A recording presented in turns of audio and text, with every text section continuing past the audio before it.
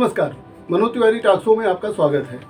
मैं हूं मनोज तिवारी और आज जैसा कि हम देख रहे हैं हाई कोर्ट बार एसोसिएशन का चुनाव अपने चरम पर है और आगामी 30 जनवरी को मतदान होने हैं। ऐसे में अधिवक्ता नेता अपने अधिवक्ताओं के बीच में जाके अपना समर्थन मांग रहे हैं। आज हमारे साथ महासचिव पद पर चुनाव लड़ रहे राय साहब यादव जी हैं। राय साहब यादव जी से हम हाई कोर्ट बार चुनाव के बारे में ढेर सारी बातचीत करेंगे। सर, आपका हमारे टॉक शो में बहुत बहुत स्वागत है। सबसे पहले तो हम ये जानना चाहेंगे कि राय साहब यादव के बार एसोसिएशन चुनाव में क्या मुद्दे होंगे। हमारे मुद्दे अधिवक्ता हित की लड़ाई है। अधिवक्ताओं की सबसे बड़ी समस्या उनके केस समय पे न आना। पहले हमारे यहाँ दाखिल होता था केस, तीसरे दिन सुनवाई हो जाती थी, लेकिन आज केस दाखिल करके हम लोग भूल जाते हैं। 2-2 महीने बाद केस आ रहे हैं और केस आ भी रहा है तो टेकअप नहीं हो रहा है। कभी 200 नंबर पे लग रहा है, कभी 250 नंबर पे लग रहा है। ये जो सारी समस्याएं आई हैं वो मौजूदा जो व्यवस्था है NIC, उसके कारण अधिवक्ताओं को बहुत सारी परेशानियां झेलनी पड़ रही हैं। इससे पहले ये सारी समस्याएं नहीं थी, तो इसके कारण अधिवक्ता आज बहुत क्लाइंट हमें हरेस करता है, बार बार फोन लगाता है कि हमारे केस। ये तो बार और बेंच के बीच में सामंजस्य की बात है। मैं इस पर बात करूंगा कि आखिर क्या वजह है। एक बार जो लिस्ट हो जाती है, फिर अगर उत्तर बेंच दोबारा लिस्ट में प्रॉब्लम आती है, कितने दिन बाद आएगा। क्या ये समस्या बार जो है वो बेंच से मिलकर सुलझा सकती है? जरूर सुलझा सकती है। दोनों का सामंजस्य बने। हमारे यहाँ पहले ये समस्या 4 साल से है नेता जी। 4 साल से है। कोविड के पहले जब से NIC लागू हुई है, NIC से पहले हमें जो है सिर्फ लिस्टेड केस की परेशानी थी, जो लिस्ट में जाते थे। आज जो हमें परेशानी है वो फ्रेश केसेस की परेशानी है। फ्रेश केसेस हमारे 2-2, 2.5 महीने नहीं हो रहे हैं। कैसे सॉल्व होगा? How you will solve?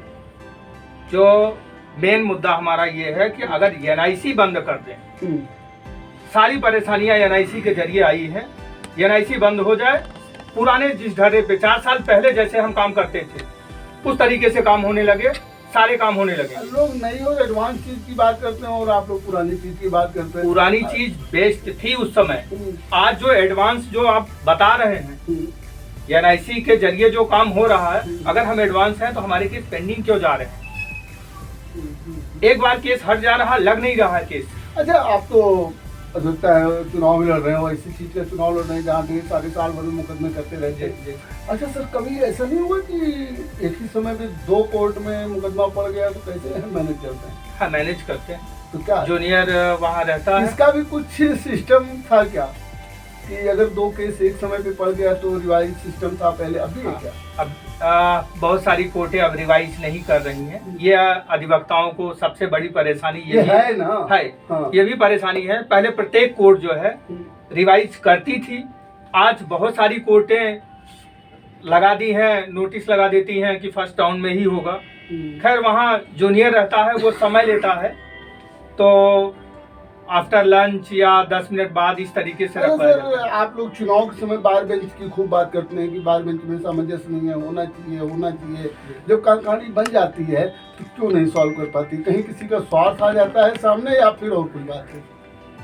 अब वो कार्यकारिणी की कुछ अपनी परेशानियां होंगी, लेकिन उनको मिल के बार बेंच का सामंजस्य बना के। आपने कई कार्यकारिणी देखी है जी, देखे। मैंने भी बहुत दिन से मैं रिपोर्ट सब वादा करते हैं लेकिन पूरा नहीं हो पाता है। अधिवक्ता मानेगा कि जो है अब की बार सही हो जाएगा, सही किया जाएगा, उसका पूरा प्रयास है कि इस चीज को, केस जो नहीं लग रहे हैं इसके बारे में बेंच से बातचीत करके जो हमारी परेशानियां हैं, बेंच अगर उस परेशानियों को सुनेगी तो उसको जरूर सॉल्व करने का प्रयास। कहते हैं कि बेंच जो है अधिवक्ताओं के प्रति बहुत टाइट हो जाती है, ऐसा है क्या?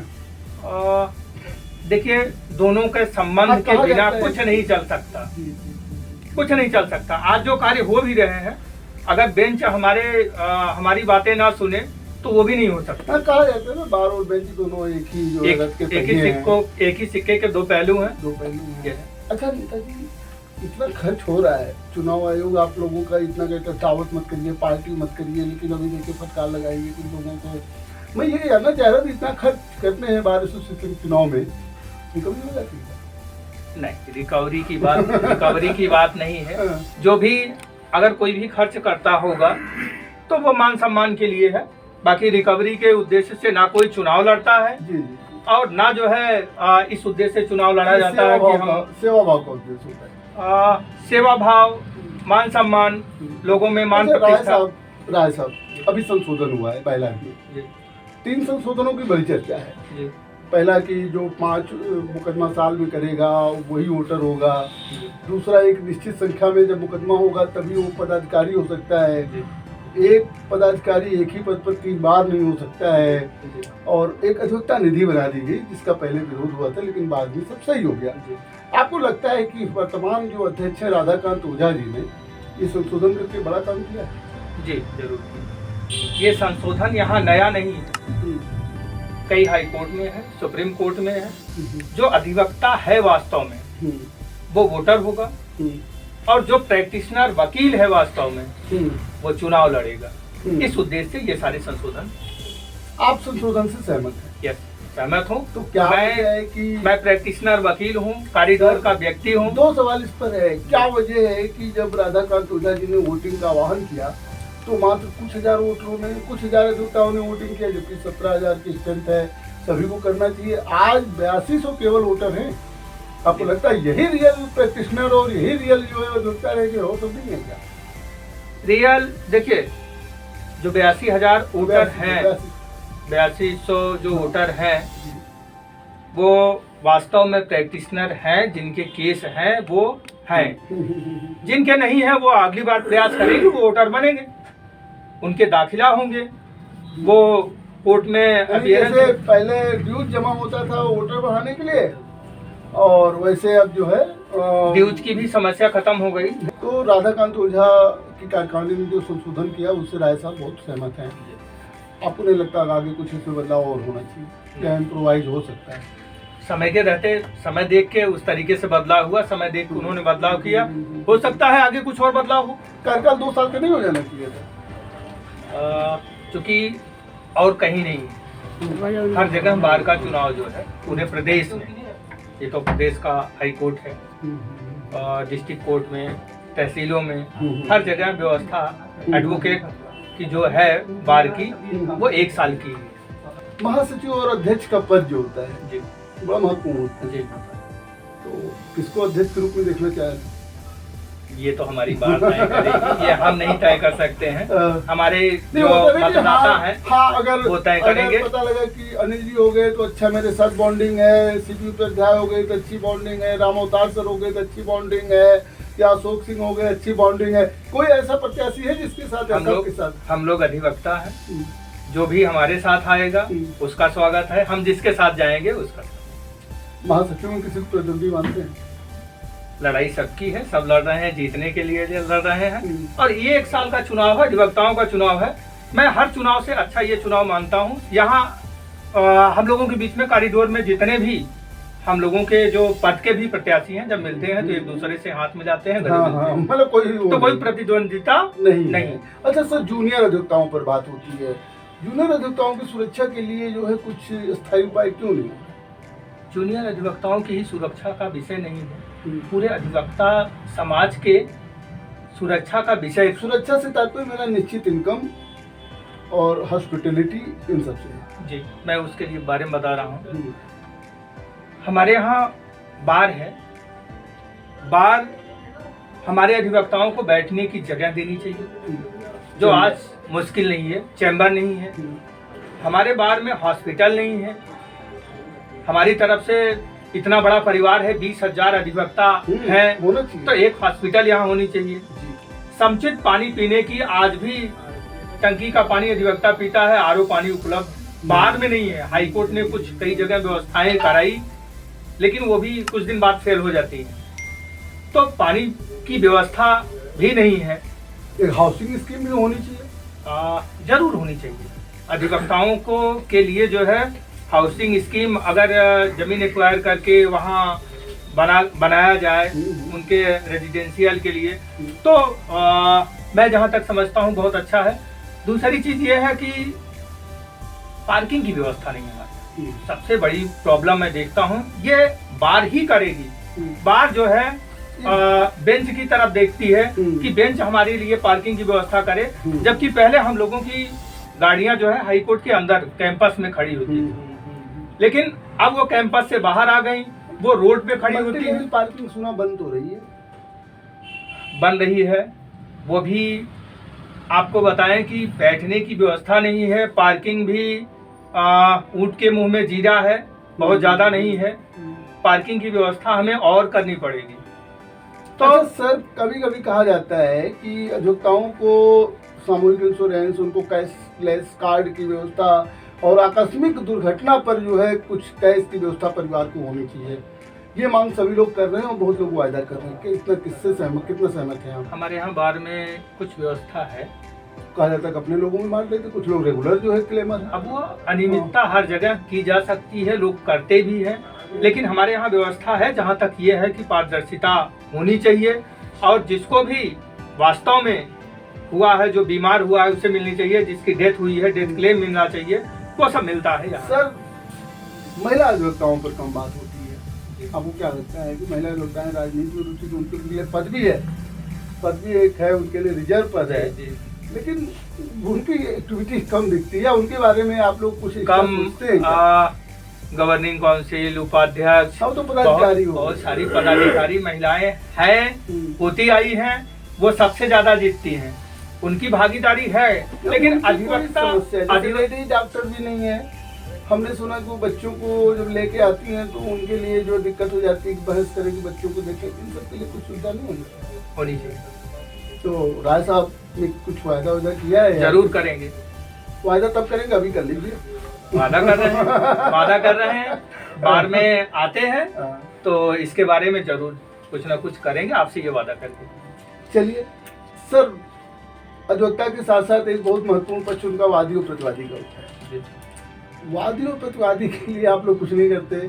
सुबह सुबह जो है वादी लोग परेशान हो जाते हैं। कोई कहता मुझे किसी ने ठग लिया, कोई कहता मुझे किसी में आया था दूसरे से मिलने, दूसरे से मिलवा दिया। ये सब भी चीजें आती हैं सर। नहीं, देखिए, वादी प्रतिवादी जो यहाँ वादकारी आते, चैम्बर तक नहीं आते। चैम्बर तक कोविड के बाद से रोक दिया गया है चैम्बर तक जाने के लिए। उसको इस समय अब खुल जाना चाहिए। जिस तरीके से लोग पास बनवा के या जो फोटो स्लिप होती थी तो अधिवक्ता से अपने चैम्बर तक मिलने जाते थे, वो होना चाहिए।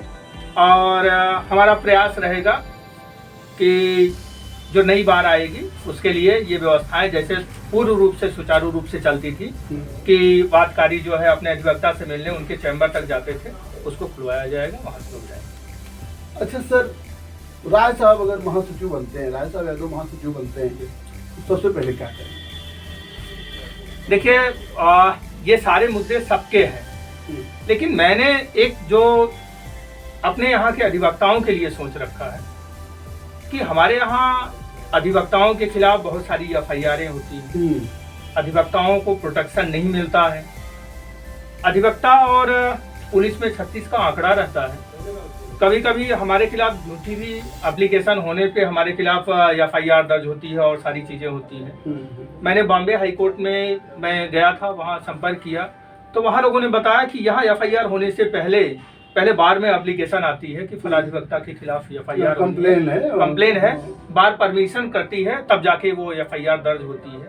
तो उसमें बार का भी ये, चूंकि हमारे परिवार के खिलाफ हो रहा है और हमारी बार है, तो इनका जो है हस्तक्षेप होना चाहिए। हाँ, जो अधिवक्ता गलत है उसके खिलाफ। तो मेरा सवाल था, कुछ अधिवक्ता है जिसे भी आप लोगों ने कहा इतना संशोधन हुआ कि this is reason why practitioner are doing exercise in this election, so why it amendment happened for protecting of the non practitioner advocates. So if the person who is non practitioner they are doing that type work. Yeah. So what is process for protecting to them to not enter in high court otherwise in working committee? इसीलिए तो वो बाहर हो गए ना। अब वो बाहर हैं, जो प्रैक्टिशनर अधिवक्ता है उसी को हम प्रोटेक्ट करेंगे। तो उसके खिलाफ अगर कुछ ऐसा होता है तो यस, प्रैक्टिशनर अधिवक्ता, हम ये कह रहे हैं कि जो बाहर कार्य कर रहा है, जो गलत उसमें लगा हुआ है, अधिवक्ता सिर्फ नाम का है, यहाँ फाइलिंग नहीं है, कॉरिडोर में नहीं है, उसकी लड़ाई हम थाने पे लड़ने थोड़ी जाएंगे। How it will decide? Decide तो कर दिया है कि जो वोटर हैं, जो प्रैक्टिशनर हैं, जो हमारे यहाँ मेंबर रहेंगे, उनकी लड़ाई है। जो हमें चुन रहे हैं उनकी लड़ाई है ना। खाली 8200 8200 हमारे अधिवक्ता हैं। और देखिए, कुछ लोग ठेकेदारी करते हैं, कुछ लोग बाहर का काम करते हैं। उनकी लड़ाई लड़ने के लिए, उनके विवाद निपटाने के लिए हम वहाँ थोड़ी जाएंगे। जो हमारे यहाँ का अधिवक्ता है, देखिए हमारे यहाँ जो अधिवक्ता है वो भी अगर गलत कर रहा है तो उसकी लड़ाई बार गलत रूप से नहीं लड़ेगी। लेकिन हाँ, अगर उसे गलत परेशान किया जा रहा है तो हम लोग साथ खड़े हैं, उसे bar association will stand behind you. Yes yes. अच्छा सर, अब आप लास्ट में अधिवक्ताओं को क्या संदेश देना चाहेंगे? अधिवक्ताओं को संदेश देना चाहेंगे कि वो अपने क्लाइंट के प्रति ईमानदारी से कार्य करें, और ईमानदारी से कार्य करने पे वकालत हर समय चरमोत्कर्ष पे गई है। मैं बहुत गरीब घर का लड़का हूँ, हमारे परिवार में कोई भी वकालत में नहीं था। मैं अपनी मेहनत पर, वकालत हमारी प्रैक्टिस अच्छी है और उसी मेहनत के कारण आज मैं आप लोगों के बीच में भी हूँ। लोग हमें लाइक कर रहे हैं और हमारे साथ बहुमत है।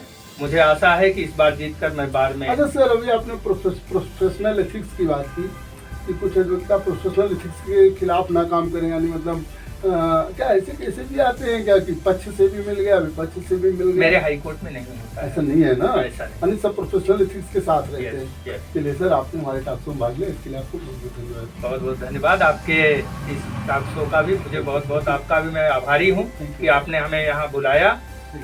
जैसा कि आपने देखा, हमारे साथ महासचिव पद के उम्मीदवार राय साहब यादव जी थे। राय साहब यादव जी का कहना है कि बार और बेंच में सामंजस्य स्थापित करवाना कार्यकारिणी का काम है और वो होकर रहेगा। आपने तमाम अधिवक्ताओं के जुड़े हुए मुद्दे उठाए, जिसमें पार्किंग है, आवास है और हॉस्पिटलिटी है और इस तरीके की सुविधाएं होनी चाहिए। आपका कहना है कि अधिवक्ता प्रोफेशनल एथिक्स के साथ रहे, और ऐसे ही हम आपको तमाम लोगों से मुलाकात करवाते रहेंगे। देखते रहिए मनोज तिवारी टॉक शो।